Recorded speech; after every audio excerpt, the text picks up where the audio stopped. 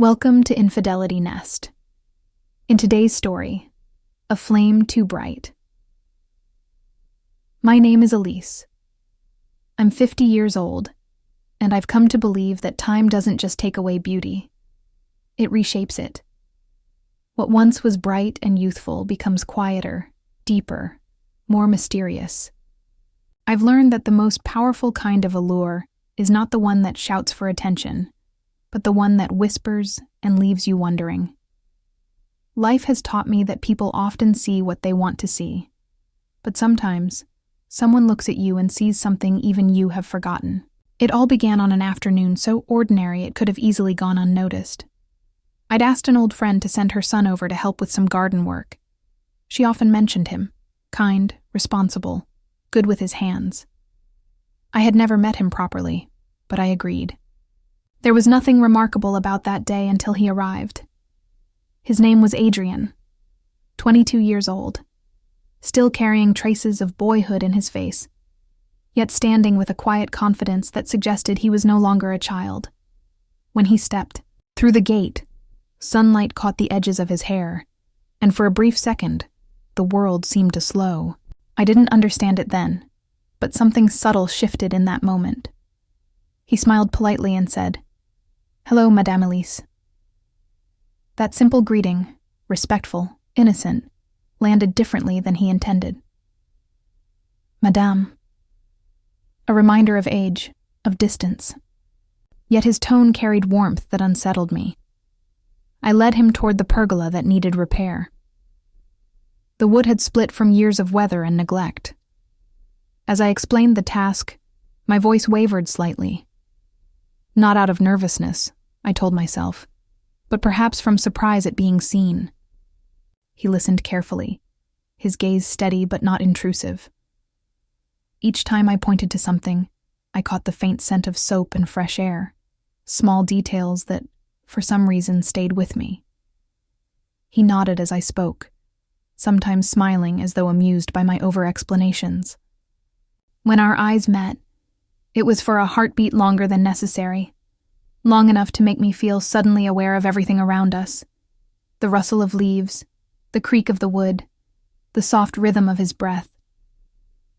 That evening, after he left, I lingered by the window longer than usual. The garden looked calm, but something inside me wasn't. In the reflection of the glass, I noticed a spark in my eyes I hadn't seen in years. It frightened me and thrilled me at once. I told myself it was nothing, just a passing thought, a meaningless moment. But even as I prepared for bed, my mind returned to that afternoon, replaying small details. His laugh, his politeness, the way he listened without interruption. It was absurd, I thought. And yet, when I reached for my planner the next morning, I found that I had unconsciously written his name next to the task he'd done. Adrian. Pergola. As though I needed reminding. Days passed, but a quiet anticipation built within me. When he returned, I told myself I was simply grateful for help in the garden.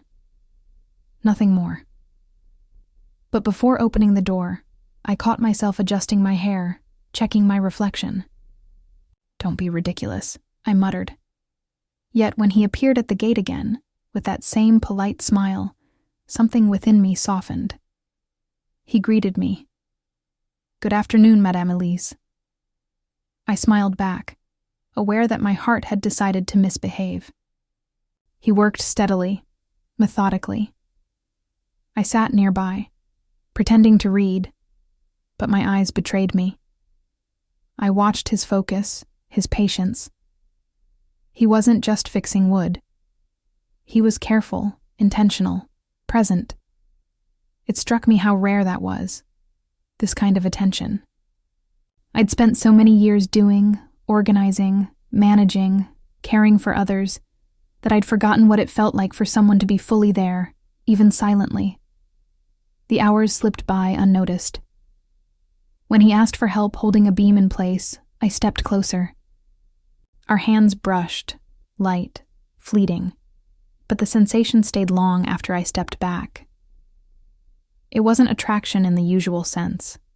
It was a reminder of something I'd buried, a feeling of being alive. And that realization scared me more than anything else. I told myself it was foolish, a meaningless spark. And yet that night, lying in bed, I found myself replaying every second of it, as though trying to decode its meaning. I began noticing small changes in myself, the way I took more care with my clothes, the way I lingered by the window before his visits. Part of me hated the vanity of it. Another part couldn't resist it. I told myself it wasn't about him, that it was about me remembering that I still existed beyond being a mother, a friend, or a neighbor. But deep down, I knew that wasn't entirely true. Adrian, for his part, seemed unaware of the quiet storm building inside me. Or perhaps he wasn't. Sometimes I caught him glancing my way, quickly looking away when our eyes met, as though embarrassed by something unnamed. Other times he seemed perfectly calm, humming softly as he worked, his mind somewhere else. It was that uncertainty, the not knowing, that drew me in even more. The more I tried to ignore it, the stronger it became. On his third visit, I asked him to check a loose part of the fence, a small excuse that even I knew was transparent. He arrived in the soft light of evening. The air was warm, golden, alive with the hum of insects. "You didn't have to come today," I said, though my heart raced at the sight of him. "I didn't mind," he replied simply. And in that unremarkable exchange, something quiet but undeniable passed between us, an acknowledgement that both of us were pretending not to notice. As he worked, I found myself watching not his movements, but his focus, the way he cared about doing things right. It reminded me of a time long ago, when I used to believe in small perfections. I used to love tending to my garden, because it gave me control in a world that rarely made sense. Now, as he fixed the fence, I realized that it wasn't the garden that felt alive again, it was me. That night, I couldn't sleep.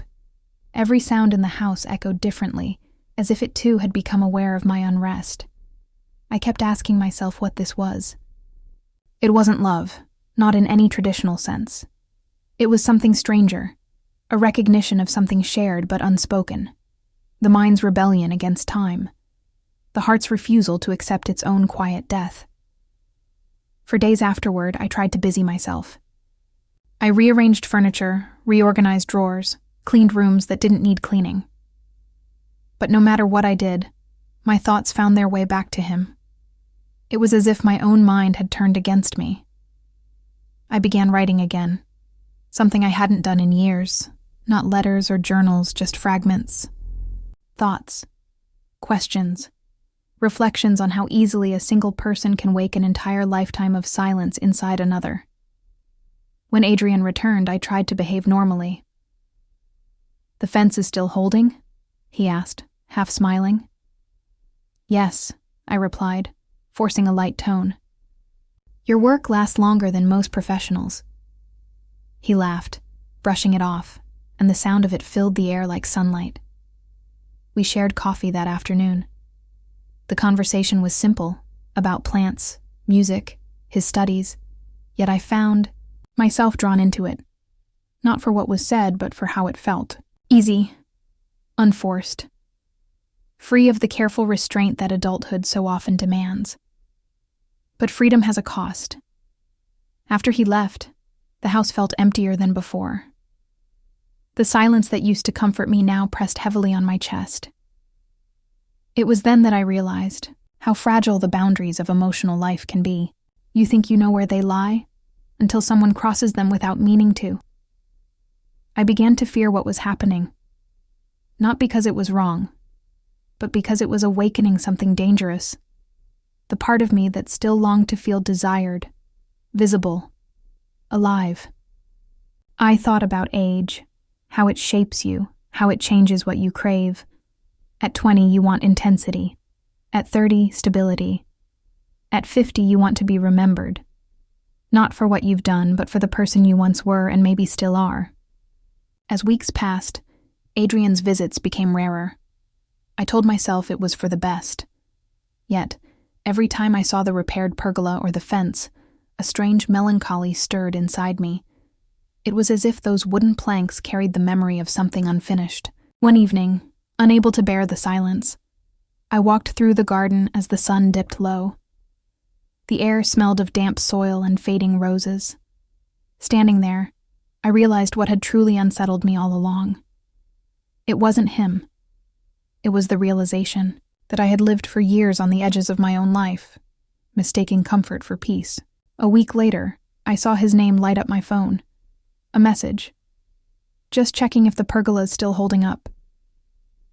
I smiled despite myself. "It's stronger than ever," I replied. We exchanged a few short messages. Nothing remarkable, just words. But behind them, a quiet warmth pulsed. And I knew that no matter how much I denied it, that warmth had become a part of me. As time went on, I stopped waiting by the window. The intensity faded into memory. Not painful, not sweet, just human. But something within me had changed permanently. Adrian had not stolen anything from me. He had returned something I'd lost. A sense of aliveness, of curiosity, of self-awareness. Sometimes people enter your life not to stay, but to remind you of what still exists within you. Months later, when I walked through the garden, the pergola stood firm, the fence steady. The air was quiet again, but not empty. I realized that every story of connection, however brief, leaves an imprint, a whisper that shapes the way you see the world afterward. I was no longer haunted by his face or his voice, but by the realization that I was still capable of feeling deeply. That realization alone changed everything.